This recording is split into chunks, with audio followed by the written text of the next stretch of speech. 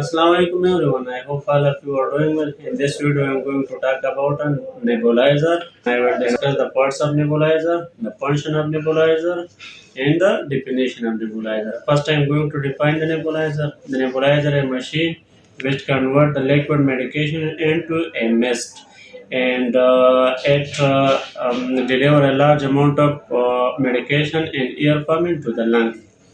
So we have different parts of nebulizer. The first you can see over here, this is the nebulizer compressor.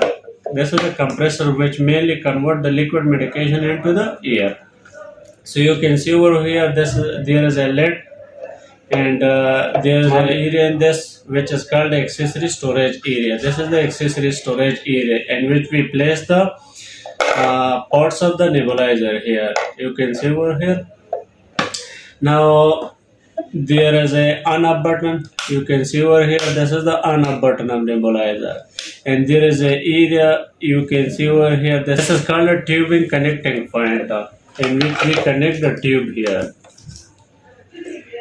You can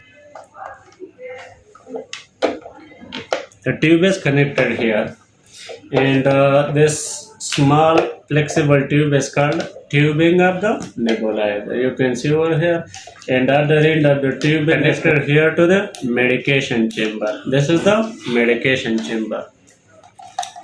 It open in this manner, and liquid medication is placed here, and it then close, and it then connect to the face mask. You can see over here, this is the face mask. There are two type of face mask. One is the adult size and the other is children size. So this is the adult size face mask.